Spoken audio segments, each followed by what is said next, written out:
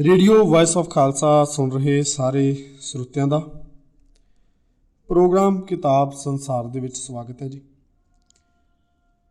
Programme किताब संसार ਅਸੀਂ ਕਾਫੀ ਲੰਮੇ ਅਰਸੇ ਤੋਂ ਬਾਅਦ ਦੁਬਾਰਾ ਤੁਹਾਡੇ ਸਾਰੇ ਸਰੋਤਿਆਂ ਦੇ ਰੂਬਰੂ ਕਰ ਰਹੇ ਹਾਂ। ਪਹਿਲਾਂ ਵੀ ਅਸੀਂ ਬਹੁਤ ਸਾਰੀਆਂ ਕਿਤਾਬਾਂ ਜਿਨ੍ਹਾਂ ਤੋਂ ਸਾਨੂੰ ਸਿੱਖ ਇਤਿਹਾਸ ਦੀ, ਸਿੱਖ ਧਰਮ ਦੀ, ਸਿੱਖ ਰਾਜਨੀਤੀ ਦੀ ਜਾਣਕਾਰੀ ਮਿਲੀ, ਉਹ ਆਡੀਓ ਰੂਪ ਦੇ ਵਿੱਚ ਤੁਹਾਡੇ ਸਾਹਮਣੇ ਪੇਸ਼ ਕੀਤੀਆਂ। ਹੁਣ ਅਸੀਂ ਹੋਰ ਕਿਤਾਬਾਂ, ਨਵੀਆਂ ਕਿਤਾਬਾਂ ਜਿਨ੍ਹਾਂ ਤੋਂ ਸਿੱਖ ਇਤਿਹਾਸ ਦੀ ਜਾਣਕਾਰੀ ਮਿਲਦੀ ਹੈ, ਕੁਝ ਗੁੱਝੇ ਭੇਦਾਂ ਨੂੰ ਖੋਲ੍ਹਦੀਆਂ ਨੇ, ਉਹ ਕਿਤਾਬਾਂ ਤੁਹਾਡੇ ਸਾਹਮਣੇ ਪੇਸ਼ ਕਰਾਂਗੇ। ਅਤੇ ਇਹਨਾਂ ਕਿਤਾਬਾਂ ਦੀ ਲੜੀ ਦੇ ਵਿੱਚੋਂ ਸਭ ਤੋਂ ਪਹਿਲਾਂ ਜਿਹੜੀ ਕਿਤਾਬ ਅਸੀਂ ਤੁਹਾਡੇ ਸਾਹਮਣੇ ਪੇਸ਼ ਕਰਨ ਜਾ ਰਹੇ ਹਾਂ, ਉਹਦਾ ਨਾਮ ਹੈ ਜੀ ਸਿੱਖ ਰਾਜ ਕਿਵੇਂ ਬਣਿਆ। ਇਹਦੇ ਲੇਖਕ ਕਿਸੇ ਜਾਣ ਪਹਿਚਾਣ ਦੇ ਮੁਹਤਾਜ ਨਹੀਂ, ਉੱਘੇ ਇਤਿਹਾਸਕਾਰ ਗਿਆਨੀ ਸੋਹਣ ਸਿੰਘ ਜੀ ਸੀਤਲ। ਉਹਨਾਂ ਦੀ ਲਿਖੀ ਕਿਤਾਬ ਸਿੱਖ ਰਾਜ ਕਿਵੇਂ ਬਣਿਆ ਅੱਜ ਅਸੀਂ ਸ਼ੁਰੂ ਕਰਾਂਗੇ। ਮੈਂ ਬੇਨਤੀ ਕਰਨੀ ਚਾਹੁੰਦਾ ਸਾਰੇ ਸਰੋਤਿਆਂ ਨੂੰ ਕਿ ਇਸ ਪ੍ਰੋਗਰਾਮ ਦੇ ਦੌਰਾਨ ਕਿਸੇ ਵੀ ਸੱਜਣ ਦੀ ਕਾਲ ਜਿਹੜੀ ਆ ਉਹ ਨਹੀਂ ਲਈ ਜਾਊਗੀ, ਕਿਉਂਕਿ ਜਿਵੇਂ ਕਿਤਾਬ ਲਿਖੀ ਗਈ ਹੈ ਅਸੀਂ ਉਵੇਂ ਹੀ ਉਸੇ ਸ਼ਬਦਾਵਲੀ ਦੇ ਵਿੱਚ ਤੁਹਾਡੇ ਸਾਹਮਣੇ ਪੇਸ਼ ਕਰਾਂਗੇ। ਇਸ ਕਰਕੇ ਇਸ ਪ੍ਰੋਗਰਾਮ ਦੇ ਵਿੱਚ ਕਾਲਾਂ ਜਿਹੜੀਆਂ ਨੇ ਉਹ ਨਾ ਕੀਤੀਆਂ ਜਾਣ।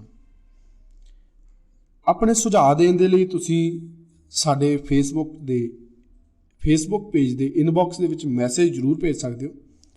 ਸਾਡਾ ਫੇਸਬੁੱਕ ਪੰਨਾ ਹੈ radio voice of Khalsa /facebook.com।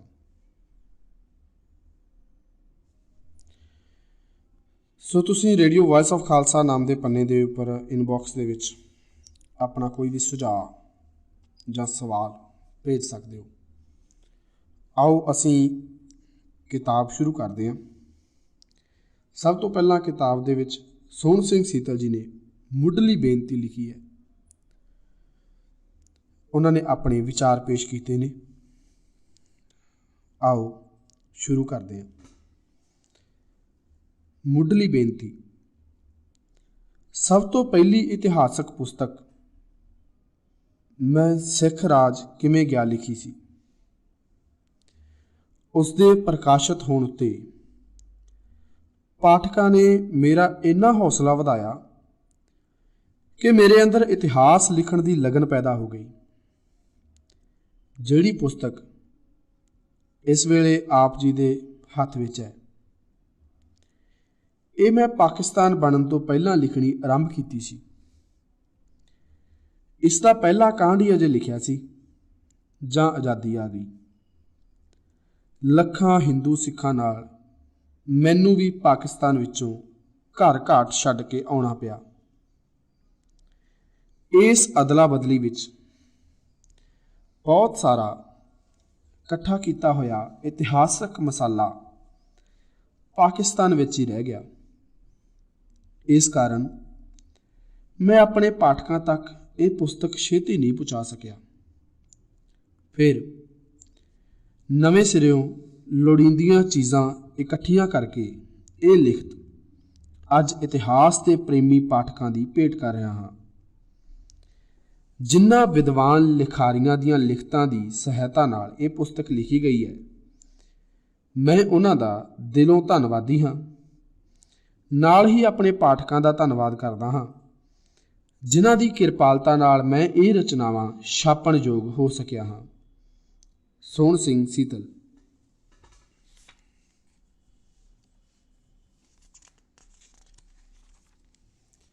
ਪਹਿਲਾ ਕਾਂਡ। ਗੁਰੂ ਨਾਨਕ ਦੇਵ ਜੀ। ਜਗਤ ਜਲੰਦਾ ਠਾਰਨ ਵਾਸਤੇ ਗੁਰੂ ਨਾਨਕ ਦੇਵ ਜੀ ਨੇ 15 ਅਪ੍ਰੈਲ 1469 ਈਸਵੀ ਨੂੰ ਅਵਤਾਰ ਧਾਰਿਆ। आपने देश के डिगे हुए जीवन नूं हर पहलू तो उच्चा चुकिया। निरंकार दे सिमरन दी नवीं लटक लाई। धर्म ते समाज दीआं कुरीतियां नूं दूर कीता ते नाल ही समय दी हुकूमत उत्ते भी बड़े खुले ते खरे शब्दां विच नुकताचीनी कीती। राज कर्मचारियों दे चलन बारे आपने राय प्रगट की।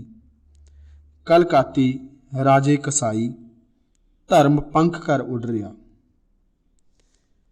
जिथे हजूर रूहानियत के मालक सन, उथे धर्म राजनीति दे सच्चे प्रचारक सन। गरीबां दा दर्द रखण वाले महाराज दुखी प्रजा नूं कसाई राजियां दे वस विच पिया वेख के किवें सहार सकदे सन। सो आपने एक अजिहे पंथ की नींह रखी जो देश विच धर्म का राज कायम कर सके। गुरु अमरदास जी इस पंथ का प्रचार सारे देश विच खिलर गया। तां तीसरे गुरु अमरदास जी ने सारे मुल्क नूं 22 हिस्सियां विच वंडिया ते हर हिस्से विच प्रचार वास्ते एक एक आगू थापिया। इस सिलसिले नूं 22 मंजियां भी कहते हैं। नीति निपुण बादशाह अकबर गुरु घर का श्रद्धालु सी। वो लाहौर तो दिल्ली नूं जांदा होया गुरु जी दे दर्शन नूं गया ते कहा, हजूर कोई सेवा बख्शो।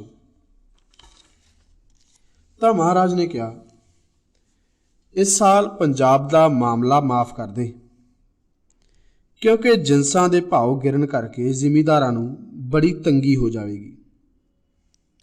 अकबर ने मामला माफ कर दिता ते अपनी राय प्रगट की कि गुरु गरीबां दा दोस्त है। इस घटना का यह असर होया कि पंजाब के जट्टां विच सिक्खी बहुत वध गई। गुरु अर्जन देव जी ने सिक्खी नूं सही अर्थां विच जथेबंद किया। अपने पिता जी का आरंभ किया होया अमृतसर हरमंदर साहिब पूर्ण किया। 22 सूबियां दे प्रचार ते उगराही नूं ठीक किया ते सब तो वड्डा काम श्री गुरु ग्रंथ साहिब जी की भीड़ नूं पूरा किया। हुण सिख एक पूरी तरह जथेबंद धर्म सी। सिखां कोल 4 चीज़ां अपणियां सन, अपना धर्म ग्रंथ, अपना धर्म मंदिर, अपना धर्म आगू ते अपनी सांझी गोलक। इस वेले सिक्खी फकीरां दी टोली नहीं रही सी, सगों विहारक बंदियां दा एक अटुट लड़ी विच परोता होया पंथ सी। उन्हां विच वाहीवान जिमीदार, दुकानदार, व्यापारी, शस्त्रधारी, सिपाही, धर्म प्रचारक, मुक्दी गल वड्डे तो वड्डा ते छोटे तो छोटा हर तरह के आदमी सन। वो एक निरंकार नूं पूजदे ते धरती ते एक गुरु अर्जन देव जी का हुक्म मनदे सन। इस वेले गुरगद्दी की शान फकीरां वाली नहीं, महाराजियां वाली सी। गुरु अर्जन देव जी आप बड़े सादा रहिंदे सन, पर गुरगद्दी की शान वास्ते शाही मंदिर, रेशमी तंबू, हाथी, घोड़े सब कुछ सी। इतों तक सिक्खी ने तरक्की की कि यह पंथ तअस्सबी जहांगीर दियां अखां विच रड़कण लग पिया। अंत उस धक्केखोर बादशाह के हुक्म नाल गुरु अर्जन देव जी 30 मई 1606 ईस्वी जेठ सुदी 4 2 हाड़ 1663 बिक्रमी नूं शहीद कर दिते गए। गुरु हरगोबिंद फिर बली योधे गुरु हरगोबिंद साहिब जी गुरगद्दी ते बैठे। वो पीरां दे पीर ते राजियां दे महाराज सन। उन्हां दे सिर ते सुनहरी कलगी, गात्रे दो तलवारां ते हत्थ उत्ते सुंदर बाज हुंदा सी। आप अकाल तख्त उत्ते शाही पोशाक पहन के बादशाही तख्त सजा के दरबार लगाउंदे सन। मुगल शाही दे अंदर अंदर ही सिखां दा पंचायती राज कायम हो चुका सी। अमृतसर उन्हां दी राजधानी सी ते गुरु हरगोबिंद साहिब उन्हां दे सच्चे पातशाह। अकाल तख्त तो सच्चे पातशाह दी मोहर थल्ले हुक्मनामे जारी होया करदे सन। सिख घोड़ियां ते चढ़दे, तलवारां लिशकाउंदे, तीरां दे निशाने सिੱਖਦੇ ते जंगलां विच शाही हाकमां वांग शिकार खेडदे सन। छेवें गुरु जी ने सिखां नूं पूरे सिपाही बना दिता सी। राज कर्मचारियों ने सिखां दी फौजी ताकत नूं दबाउणा चाहिया ते गल्ले कथे लड़ाई वास्ते बहाने टोलन लगे। सच्ची सरकार दी कमान थल्ले सिख भी इस काम लई तैयार हो चुके सन। सो 1628 तो 1634 ईस्वी तक शाही सेना नाल गुरु हरगोबिंद साहिब जी दीयां 4 लड़ाइयां होईयां ते चौहां विच ही गुरु साहिब जी नूं पूरी फतेह प्राप्त हुई। शाही सेना बहुती सने जरनैलां मारी जांदी रही ते रहिंदी नस जांदी रही। औरंगजेब दा समां आया तां मुगलां दी धक्केशाही हद्दों वध गई। मुलाणियां नूं खुश करन बदले उसने हिंदुआं ते सिखां उत्ते जुल्म करने शुरू कर दिते। मंदिर ढाउणे आरंभ कर दिते। पाठ पूजा बंद ते शब्द कीर्तन की मनाही कर दी। इस जुल्म के हर नूं रोकण वास्ते गुरु तेग बहादुर जी ने अपना आप पेश किया, जो औरंगजेब के हुक्म नाल 11 नवंबर 1675 ईस्वी नूं दिल्ली विच शहीद कर दिते गए। गुरु साहिब की शहीदी ने देश भर के सिखां दे दिलों विच जोश ते गुस्से की अग बाल दी। वो मरण मारन की धार के 6वें पातशाह के समय दीयां जित्तां नूं याद करते हुए 10वें गुरु के झंडे हेठ इकट्ठे होण लगे। दशमेश जी ने भी सोच लिया कि हुण तलवार उठाए बिना निभाओ औखा है। सो महाराज ने धक्केशाही नाल टक्कर लैण वास्ते बड़े खुले पैमाने उत्ते फौजी तैयारियां आरंभ दित्तियां। पहाड़िए हिंदू राजे बदोबदी सिखां दे राह विच आ अड़े। सो मजबूरन सिखां नूं उन्हां नाल लड़ना पिया। कदे लड़ाई, कदे सुलह ते कदे दोहां धिरां ने रल के शाही सेना नाल भी टक्कर लई। सिख एक तकड़ी फौजी ताकत बन गए सन। हुण महाराज ने उन्हां दी परीक्षा करनी चाहिए। दुनिया के इतिहास विच ये अनोखी परीक्षा सी। भरे दीवान अंदर हाथ विच चमकदी तलवार लैके हजूर ने सिर मंगे। सिक्खी इम्तिहान विच पास हुई 5 सिखां ने सीस भेटा कीते। इस तरह गुरु नानक दे चलाए हुए पंथ नूं 10वें गुरु ने पूर्णता बख्शी। 5 प्यारिਆਂ नूं अमृत छकाया ते उन्हां तों आप छकिया। उन्हां नूं सिंह बनाया ते आप सिंह बने। इसे दिन हज़ारां सिख अमृत छक के सिंह बन गए। श्री केसगढ़ साहिब विच तख्त उत्ते खलो के गुरु गोबिंद सिंह जी ने कहा, मेरा रूप बहादुर सिंहो, हुण असीं वाहिगुरु जी का खालसा बने हाँ, तां वाहिगुरु जी की फतेह भी होवेगी। ਇਹ ਅਕਾਲੀ ਪੰਥ ਸਾਜਣ ਵਾਸਤੇ ਅਕਾਲ ਪੁਰਖ ਨੇ ਮੈਨੂੰ ਭੇਜਿਆ ਸੀ। ਖਾਲਸਾ ਜੀ, ਤੁਸੀਂ ਅੱਜ ਤੋਂ ਅਕਾਲ ਪੁਰਖ ਦੇ ਪੁੱਤਰ, ਵਾਹਿਗੁਰੂ ਦਾ ਰੂਪ, 84 ਤੋਂ ਉੱਚੇ, ਜੰਮਣ ਮਰਨ ਤੋਂ ਰਹਿਤ ਤੇ ਸਾਰੀ ਧਰਤੀ ਦੇ ਬਾਦਸ਼ਾਹ ਹੋ। ਤੁਹਾਡਾ ਜਨਮ ਖੰਡੇ ਦੀ ਧਾਰ ਵਿੱਚੋਂ ਹੋਇਆ ਹੈ, ਸੋ ਸ਼ਸਤਰ ਤੁਹਾਡੀ ਖੇਡ ਹੈ, ਲੜਨਾ ਤੁਹਾਡਾ ਕਰਮ ਹੈ ਤੇ ਧਰਮ ਦਾ ਰਾਜ ਕਰਨਾ ਤੁਹਾਡਾ ਹੱਕ ਹੈ। ਇਨਸਾਨ ਇਨਸਾਨ ਬਰਾਬਰ ਹੈ, ਜਾਤ ਪਾਤ ਭਰਮ ਹੈ, ਊਚ ਨੀਚ ਭੁਲੇਖਾ ਹੈ। ਦੁਨੀਆ 84 ਦਾ ਗੇੜ ਹੈ ਤੇ ਖਾਲਸਾ ਸਭ ਤੋਂ ਉੱਚਾ ਹੈ। ਤੁਸੀਂ ਸਭ ਭਾਈ ਹੋ। ਗੁਰਮਤਾ ਤੁਹਾਡੇ ਵਾਸਤੇ ਅਕਾਲੀ ਹੁਕਮ ਹੈ। ਤੁਸੀਂ ਵਾਹਿਗੁਰੂ ਦੇ ਚੁਣੇ ਹੋਏ ਸੰਤ ਸਿਪਾਹੀ ਹੋ ਤੇ ਆਉਣ ਵਾਲੇ ਸਮੇਂ ਲਈ ਤੁਸੀਂ ਦੇਸ਼ ਦੇ ਬਾਦਸ਼ਾਹ ਹੋ। ਮੈਂ ਡਾਢਿਆਂ ਦੇ ਹੰਕਾਰ ਤੋੜਾਂਗਾ ਤੇ ਗਰੀਬਾਂ ਨੂੰ ਦੇਸ਼ ਦੀ ਬਾਦਸ਼ਾਹੀ ਦਿਆਂਗਾ। ਦੇਸ਼ ਤੁਹਾਡਾ ਹੈ ਤੇ ਤੁਸੀਂ ਹੀ ਦੇਸ਼ ਦੇ ਬਾਦਸ਼ਾਹ ਹੋ। ਇੰਨੀ ਸੁਣ ਕੇ ਸਿੱਖਾਂ ਦੇ ਚਿਹਰਿਆਂ ਤੇ ਲਾਲੀਆਂ ਚਮਕਾਈਆਂ, ਦਿਲਾਂ ਵਿੱਚ ਜੋਸ਼ ਠਾਠਾਂ ਮਾਰਨ ਲੱਗਾ। ਤਲਵਾਰਾਂ ਮਿਆਨਾਂ ਵਿੱਚੋਂ ਉਛਲੀਆਂ ਤੇ ਖੁੱਲੀ ਹਵਾ ਵਿੱਚ ਚਮਕਣ ਲੱਗੀਆਂ।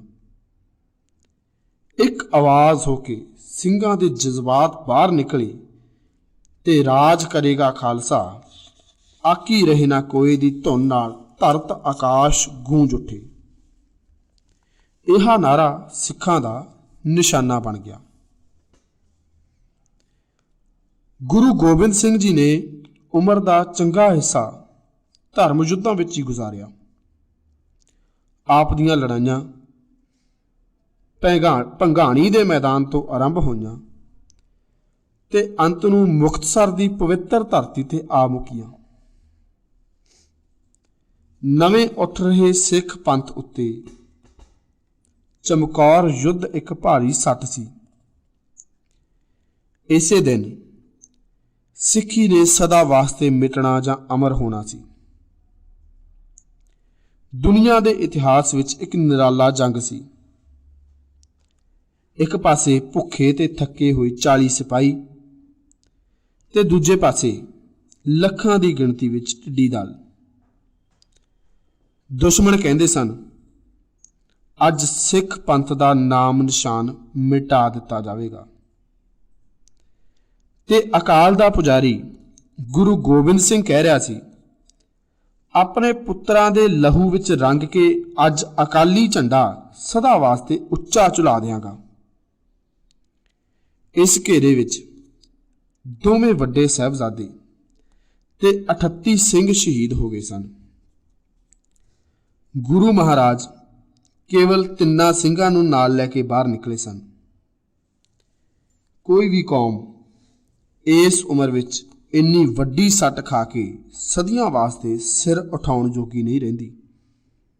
ਪਰ ਗੁਰੂ ਪੰਥ ਛੇਮਾਹੀ ਦੇ ਅੰਦਰ ਹੀ ਮੁਕਤਸਰ ਦੇ ਮੈਦਾਨ ਵਿੱਚ ਹੰਕਾਰੀਆਂ ਦਾ ਹੰਕਾਰ ਤੋੜਨ ਦੇ ਸਮਰੱਥ ਹੋ ਗਿਆ।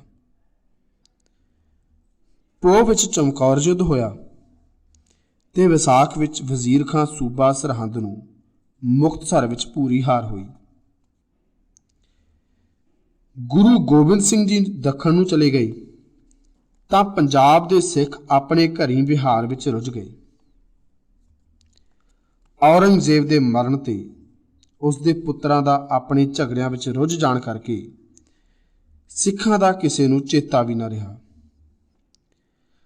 ਪਰ ਸਿੱਖਾਂ ਨੂੰ ਮੁਗਲਾਂ ਦੀਆਂ ਵਧੀਕੀਆਂ ਤੇ ਸਰਹੰਦ ਦੀ ਖੂਨੀ ਧਰਤੀ ਕਦੇ ਵੀ ਨਾ ਭੁੱਲੀ।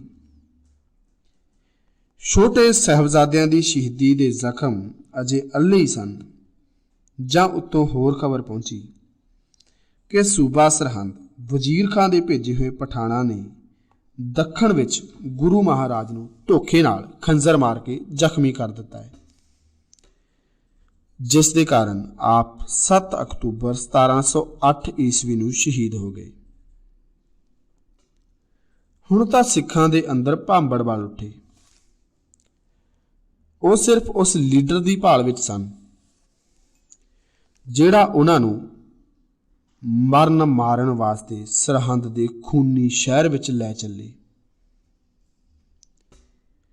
ਸਿੱਖਾਂ ਨੂੰ ਲੀਡਰ ਵੀ ਛੇਤੀ ਹੀ ਮਿਲ ਗਿਆ, ਬਾਬਾ ਬੰਦਾ ਸਿੰਘ ਬਹਾਦਰ, ਜਿਸ ਨੂੰ ਗੁਰੂ ਗੋਬਿੰਦ ਸਿੰਘ ਜੀ ਨੇ ਹੱਥੀਂ ਅੰਮ੍ਰਿਤ ਛਕਾ ਕੇ 5 ਤੀਰ, ਹੁਕਮਨਾਮਾ ਤੇ ਕੁਛ ਹਜ਼ੂਰੀ ਸਿੰਘ ਨਾਲ ਦੇ ਕੇ ਜ਼ਾਲਮਾਂ ਨੂੰ ਸੋਧਣ ਵਾਸਤੇ ਭੇਜਿਆ ਸੀ। ਪੰਜਾਬ ਦੀ ਹੱਦ ਅੰਦਰ ਆ ਗਿਆ। ਪਹਿਲੇ ਪਹਿਲ ਉਹ ਬਾਂਗਰ ਦੇ ਇਲਾਕੇ ਵਿੱਚ ਆਇਆ। ਉਸਨੇ ਆਉਂਦਿਆਂ ਹੀ ਆਪਣਾ ਕੰਮ ਸ਼ੁਰੂ ਕਰ ਦਿੱਤਾ।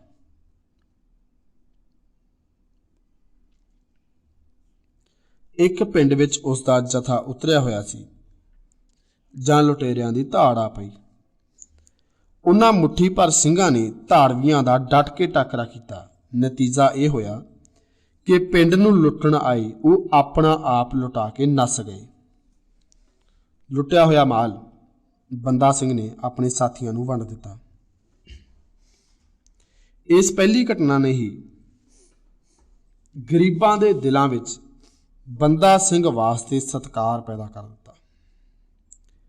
ਕੁਝ ਦਿਨਾਂ ਪਿੱਛੋਂ ਉਹਨੇ ਸੇਰੀ ਤੇ ਖੰਡਾ ਦੋਹਾਂ ਪਿੰਡਾਂ ਦੇ ਵਿਚਕਾਰ ਆ ਡੇਰਾ ਕੀਤਾ। ਇੱਥੋਂ ਮਾਝੇ, ਮਾਲਵੇ, ਦੁਆਬੇ ਤੇ ਪੰਜਾਬ ਦੇ ਹੋਰ ਦੂਰ ਨੇੜੇ ਦੇ ਸਿੱਖਾਂ ਨੂੰ ਚਿੱਠੀਆਂ ਲਿਖੀਆਂ ਕਿ ਜ਼ਾਲਮ ਤੋਂ ਸਾਹਿਬਜ਼ਾਦਿਆਂ ਦਾ ਵੈਰ ਲੈਣ ਵਾਸਤੇ ਛੇਤੀ ਜਥੇ ਨਾਲ ਆ ਕੇ ਮਿਲੋ। ਜਿੱਥੇ ਜਿੱਥੇ ਖਬਰ ਪਹੁੰਚੀ, ਸਿੰਘ ਸਾਰੇ ਕਾਰ ਵਿਹਾਰ ਛੱਡ ਕੇ ਹਥਿਆਰ ਸੰਭਾਲ ਕੇ ਬੰਦਾ ਸਿੰਘ ਵੱਲੇ ਤੁਰ ਪਏ। ਸ਼ਾਹੀ ਹਾਕਮਾਂ ਨੇ ਸੜਕਾਂ ਤੇ ਦਰਿਆਵਾਂ ਦੇ ਪੱਤਨਾਂ ਉੱਤੇ ਚੌਂਕੀਆਂ ਬਿਠਾ ਦਿੱਤੀਆਂ। ਮਾਝੇ ਦੇ ਸਿੰਘਾਂ ਨੂੰ ਇਸ ਰੁਕਾਵਟ ਕਾਰਨ ਬੜੀ ਔਖਿਆਈ ਹੋਈ। ਉਹ ਸਿੱਧਾ ਰਾਹ ਛੱਡ ਕੇ ਪਹਾੜੀ ਇਲਾਕੇ ਵਿੱਚੋਂ ਚੱਕਰ ਕੱਟ ਕੇ ਕੀਰਤਪੁਰ ਜਾ ਇਕੱਠੇ ਹੋਏ। ਮਾਲਵੇ ਦੇ ਸਿੰਘਾਂ ਵਾਸਤੇ ਇਹ ਔਕੜ ਨਹੀਂ ਸੀ। ਉਹ ਛੋਟੇ ਛੋਟੇ ਜਥੇ ਬਣਾ ਕੇ ਛੇਤੀ ਹੀ ਬੰਦਾ ਸਿੰਘ ਕੋਲ ਜਾ ਪੜੇ। 2-3 ਮਹੀਨੇ ਵਿੱਚ ਹੀ ਬੰਦਾ ਸਿੰਘ ਕੋਲ 4000 ਅਸਵਾਰ ਤੇ 7-8 ਹਜ਼ਾਰ ਪੈਦਲ ਸਿੰਘ ਇਕੱਠੇ ਹੋ ਗਏ। ਸਿੰਘਾਂ ਦਾ ਇਹ ਦਲ ਬਾਬਾ ਬੰਦਾ ਸਿੰਘ ਬਹਾਦਰ ਦੀ ਕਮਾਨ ਹੇਠਾਂ ਰਾਜ ਕਰੇਗਾ ਖਾਲਸਾ ਤੇ ਸਤਿ ਸ੍ਰੀ ਅਕਾਲ ਦੇ ਜੈਕਾਰੇ ਛੱਡਦਾ ਜਾ ਰਿਹਾ ਸੀ।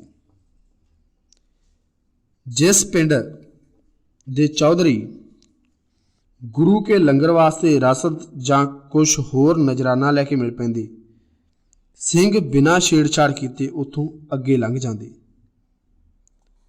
ਤੇ ਜਿੱਥੋਂ ਦੇ ਹਾਕਮ ਕੁਝ ਆਕੜਦੇ ਉਹ ਸੋਧ ਦਿੱਤੇ ਜਾਂਦੇ। ਭੂਨਾ ਪਿੰਡ ਕੋਲ ਪਤਾ ਲੱਗਾ ਕਿ ਕੁਛ ਸਿਪਾਹੀਆਂ ਦੀ ਰਾਖੀ ਵਿੱਚ ਸ਼ਾਹੀ ਖਜ਼ਾਨਾ ਜਾ ਰਿਹਾ ਸੀ। ਸਿੰਘਾਂ ਨੇ ਸ਼ੇਰਵਾਈ ਹੱਲਾ ਕਰਕੇ ਖਜ਼ਾਨਾ ਲੁੱਟ ਲਿਆ। ਬੰਦਾ ਸਿੰਘ ਨੇ ਉਹ ਸਾਰਾ ਧਨ ਆਪਣੀਆਂ ਫੌਜਾਂ ਵਿੱਚ ਵੰਡ ਦਿੱਤਾ। ਕੁਛ ਦਿਨਾਂ ਪਿੱਛੋਂ ਕੈਥਲ ਦਾ ਹਾਕਮ ਫੌਜ ਲੈ ਕੇ ਸਿੰਘਾਂ ਤੇ ਚੜ੍ਹ ਆਇਆ, ਜੋ ਪਹਿਲੇ ਹੱਲੇ ਵਿੱਚ ਹੀ ਹਾਰ ਖਾ ਕੇ ਤੇ ਘੋੜੇ ਖੁਆ ਕੇ ਨੱਸ ਗਿਆ। ਹੁਣ ਇਸ ਸਾਰੇ ਇਲਾਕੇ ਵਿੱਚ ਸਿੰਘਾਂ ਦਾ ਬੋਲਬਾਲਾ ਹੋ ਗਿਆ। ਦੂਰ ਨੇੜੇ ਤੋਂ ਕੁਛ ਹੋਰ ਸਿੰਘ ਆ ਰਲੇ ਤੇ ਕੁਛ ਜ਼ਾਲਮਾਂ ਦੇ ਸਤਾਏ ਹੋਇਆਂ ਹਿੰਦੂਆਂ ਵਿੱਚੋਂ ਨਵੇਂ ਸਿੰਘ ਸੱਜ ਗਏ। ਖਾਲਸੇ ਦੀ ਚੜ੍ਹਦੀ ਕਲਾ ਵੇਖ ਕੇ ਬਹੁਤ ਸਾਰੇ ਲੁਟੇਰੇ ਵੀ ਆ ਰਲੇ। ਬੰਦਾ ਸਿੰਘ ਆਪਣੇ ਕੋਲ ਕੁਝ ਨਾ ਰੱਖਦਾ। ਜੋ ਵੀ ਲੁੱਟਦਾ ਮਾਲ ਜਾਂ ਨਜ਼ਰਾਨਾ ਆਉਂਦਾ ਸਭ ਸਿੰਘਾਂ ਨੂੰ ਤੇ ਗਰੀਬਾਂ ਨੂੰ ਵੰਡ ਦਿੰਦਾ। ਸਭ ਤੋਂ ਪਹਿਲਾਂ ਬੰਦਾ ਸਿੰਘ ਦੀ ਨਜ਼ਰ ਸਮਾਣੇ ਤੇ ਪਈ। ਉਸ ਸਮੇਂ ਇਹ ਬੜਾ ਰੌਣਕੀ ਤੇ ਅਮੀਰਾਂ ਦਾ ਸ਼ਹਿਰ ਸੀ। ਇੱਥੋਂ 22 ਪਾਲਕੀਆਂ ਨਿਕਲਦੀਆਂ ਸਨ।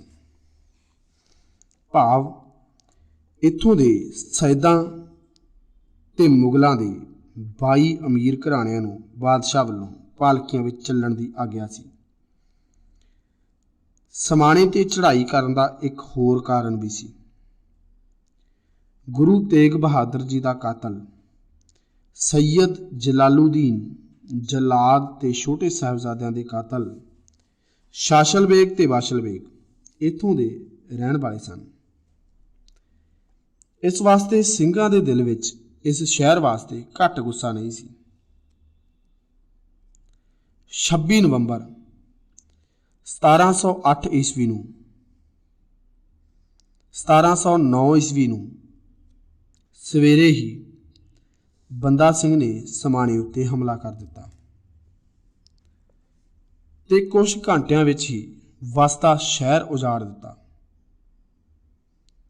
मुगलों ते सैयदां अगों टाकरा तां कीता, पर खालसे दे अगाध जोश के सामने बहुता चिर ठहर ना सके। कहते हैं इस एक दिन विच 10,000 जाना मौत की भेंट हो गई।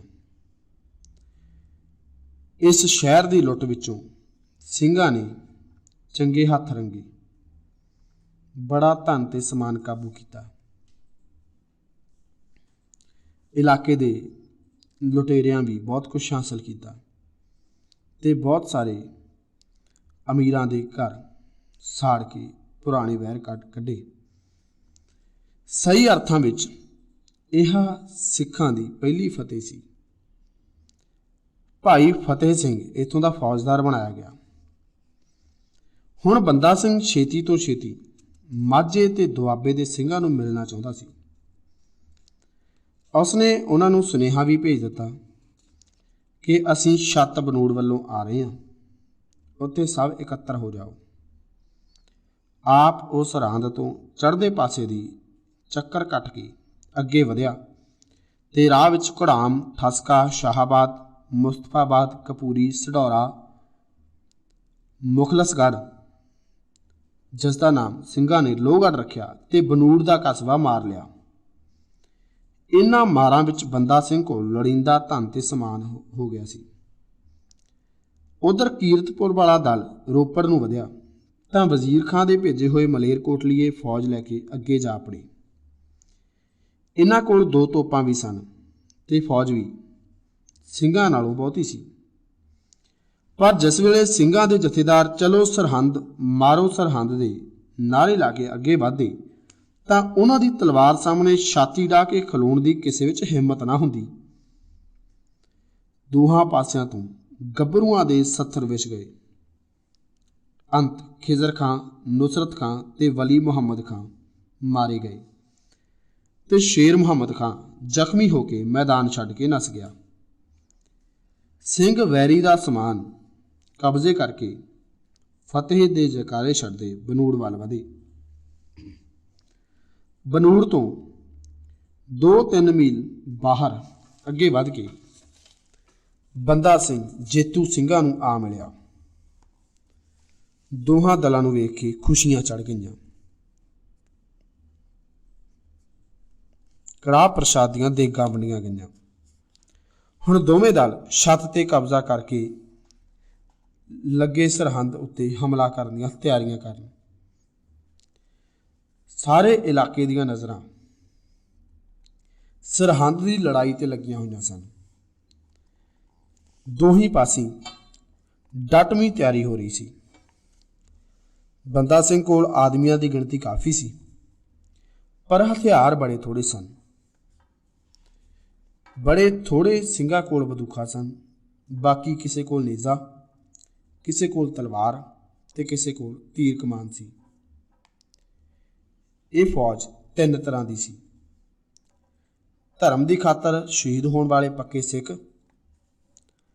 राम सिंह, तलोक सिंह, फूलकिया आदि घल्ले हुए तनखाहदार सिपाही, केवल लुट की खातर आए हुए दूर नेड़े दे लुटेरे। इन्हां तो इलावा 1000 सिपाही होर भी सी जो वजीर खां ते सुच्चा नंद दे भेजे हुए बंदा सिंह नूं धोखे नाल मारन वास्ते उसकी फौज नाल जा मिले सन। इस फौज का अफसर सुच्चा नंद का भतीजा सी, जिसने अपने आउण का कारण सुच्चा नंद तो वैर लेना दसिया सी। दूजे पासे बुढ़ा वजीर खां भी चप्पड़ चिड़ी के मैदान में ਸਿੰਘਾਂ नाल लड़न वास्ते तैयार हो खड़ा।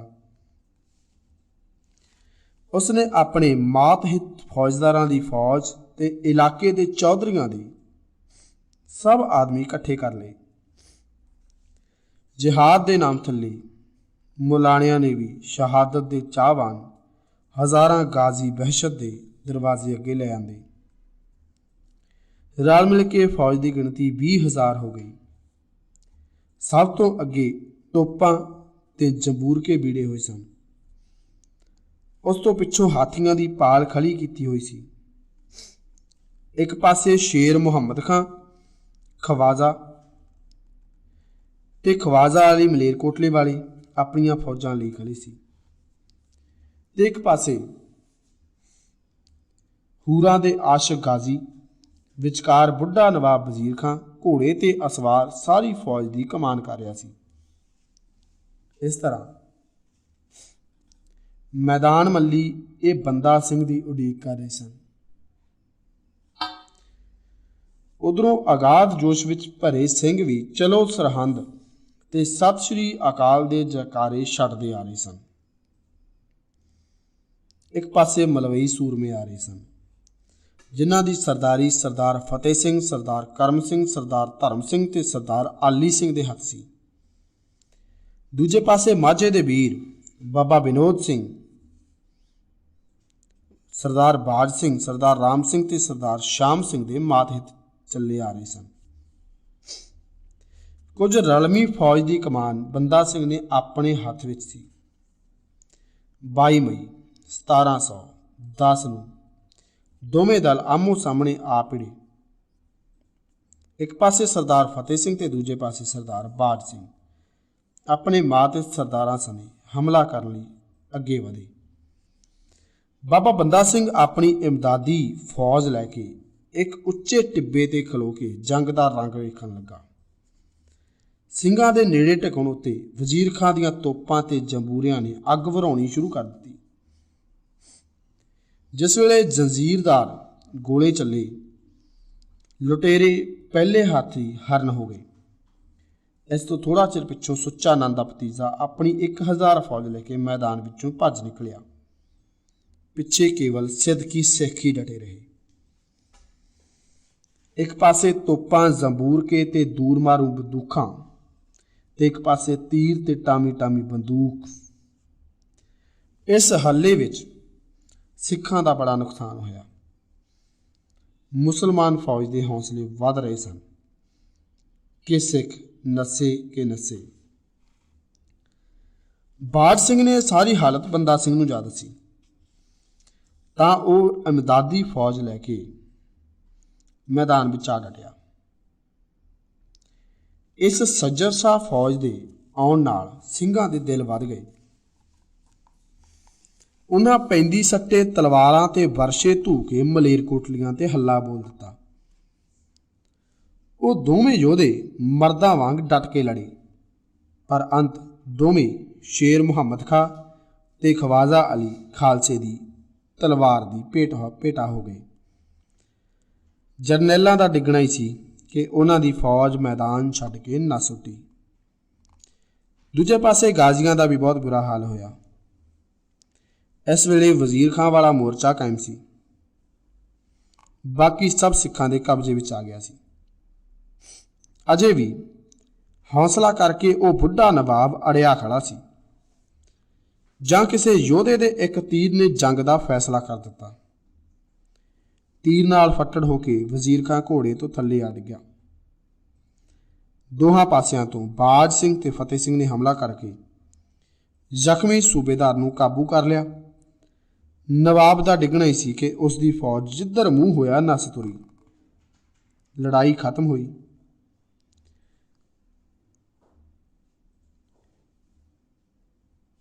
ते मैदान खालसे दे हत्थ रहा।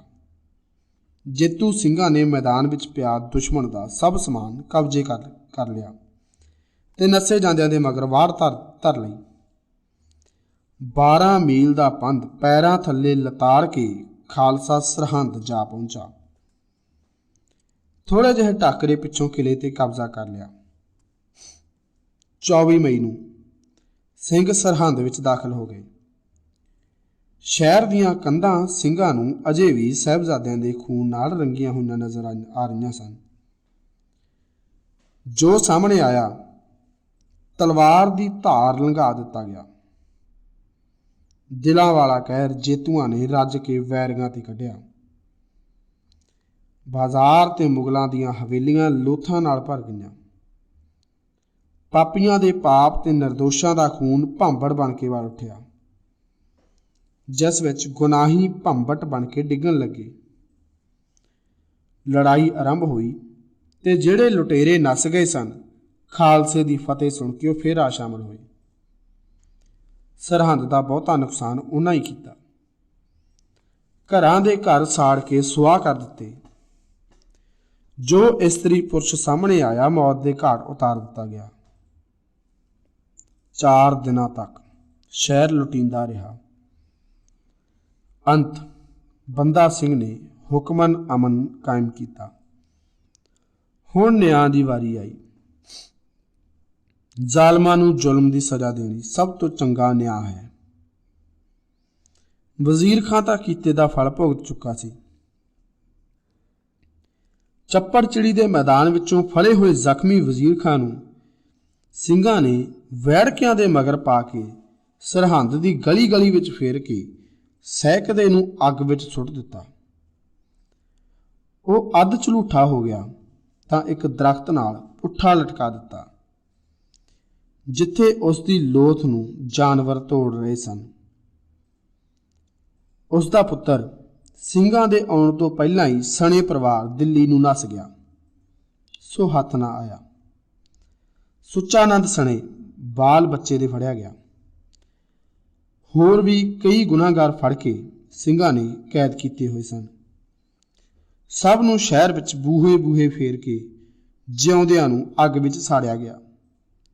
ਇਸ ਤਰ੍ਹਾਂ ਸੁੱਚਾਨੰਦ ਕੀਤੇ ਦਾ ਫਲ ਭੋਗ ਕੇ ਸਣੇ ਬਾਲ ਬੱਚਿਆਂ ਦੇ ਨਰਕਾਂ ਦਾ ਰਾਹੀ ਹੋਇਆ। ਇਸ ਵੇਲੇ ਸਰਹੰਦ ਸਰਕਾਰ ਦੇ 28 ਪਰਗਣੇ ਸਿੰਘਾਂ ਦੇ ਕਬਜ਼ੇ ਵਿੱਚ ਸਨ। ਜਿਸ ਸ਼ਹਿਰ ਵਿੱਚ ਸਾਹਿਬ ਜੋਰਾਵਰ ਸਿੰਘ ਤੇ ਸਾਹਿਬ ਫਤਿਹ ਸਿੰਘ ਜੀ ਨਿਰਦੋਸ਼ ਸ਼ਹੀਦ ਕੀਤੇ ਗਏ ਸਨ, ਉਸੇ ਸ਼ਹਿਰ ਵਿੱਚ ਬਾਬਾ ਬੰਦਾ ਸਿੰਘ ਬਹਾਦਰ ਨੇ ਆਪਣੇ ਪਵਿੱਤਰ ਹੱਥਾਂ ਨਾਲ ਸਿੱਖ ਰਾਜ ਦੀ ਨੀਂਹ ਰੱਖੀ। ਜਿੱਥੇ ਸਾਹਿਬਜ਼ਾਦਿਆਂ ਦਾ ਸੁੱਚਾ ਖੂਨ ਡੁੱਲਿਆ ਸੀ, ਉਸੇ ਥਾਂ ਤੇ ਖਾਲਸਾ ਰਾਜ ਦਾ ਉੱਚਾ ਨਿਸ਼ਾਨ ਝੁਲਾਇਆ ਗਿਆ। ਸਰਕਾਰ ਸਰਹੰਦ ਵਿੱਚ ਸਿੱਖ ਰਾਜ ਦੀ ਕਾਇਮੀ ਦਾ ਐਲਾਨ ਕੀਤਾ ਗਿਆ ਤੇ ਸਰਦਾਰ ਬਾਜ ਸਿੰਘ ਨੂੰ ਸਰਹੰਦ ਦਾ ਸੂਬੇਦਾਰ ਬਣਾਇਆ ਗਿਆ।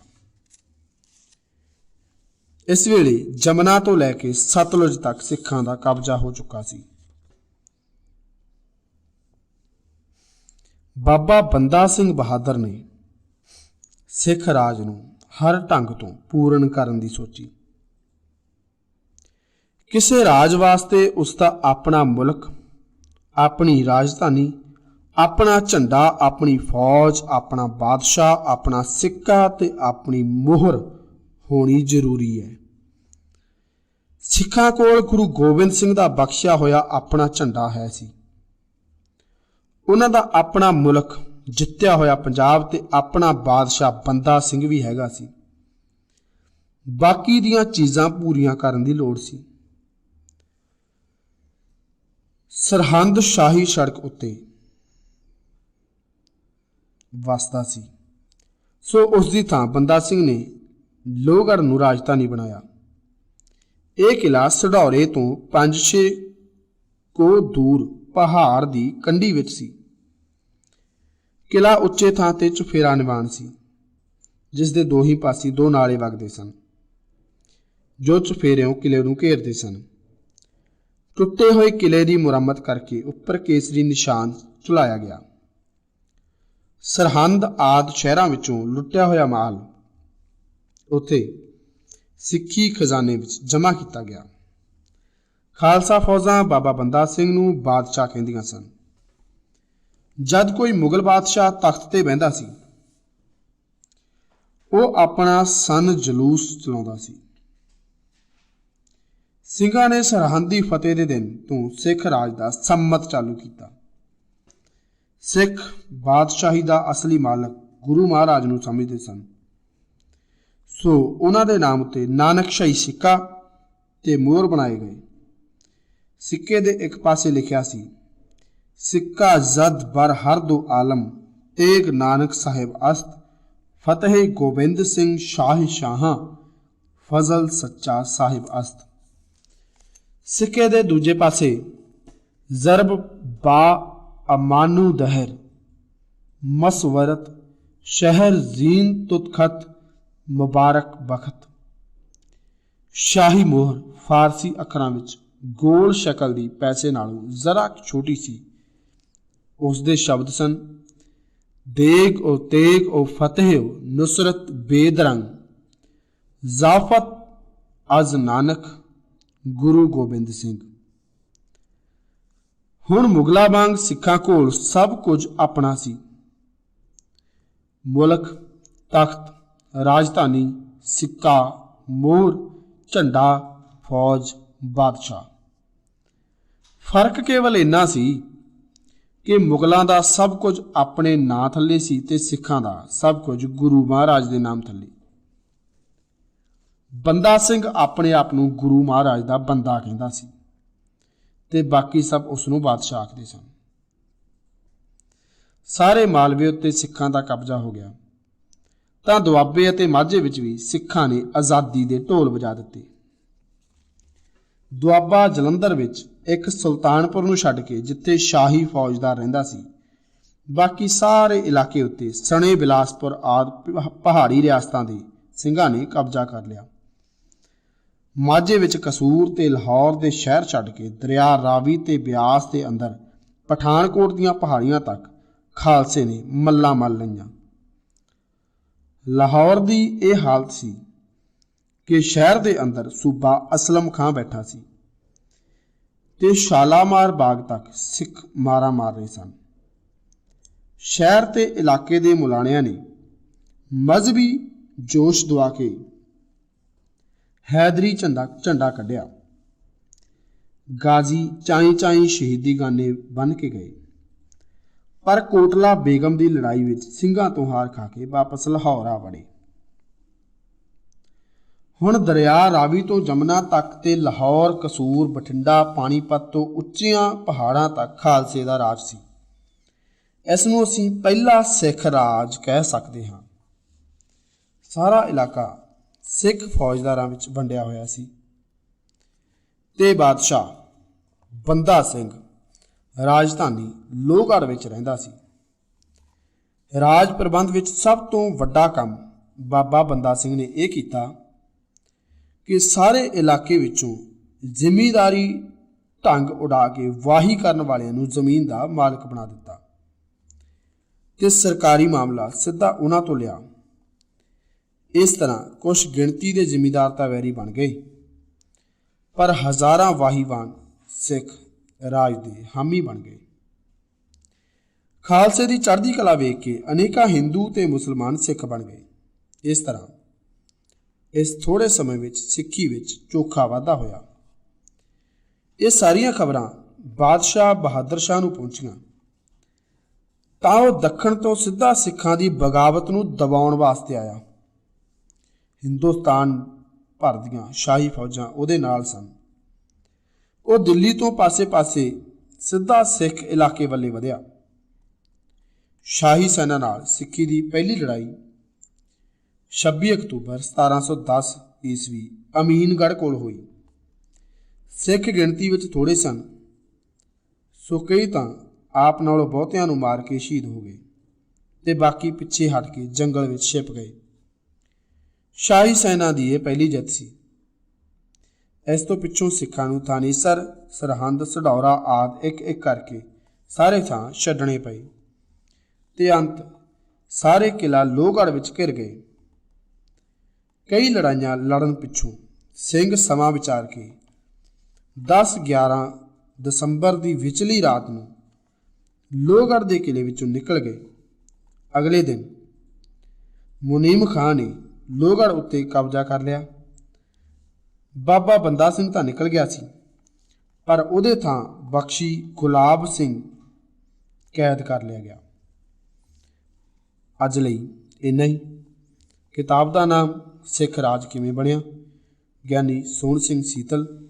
ਬਾਕੀ ਅਗਲੇ ਦਿਨਾਂ ਦੇ ਵਿੱਚ। ਤਦ ਤੱਕ ਤੁਸੀਂ ਸੁਣਦੇ ਰਹੋ ਰੇਡੀਓ ਵਾਇਸ ਆਫ ਖਾਲਸਾ।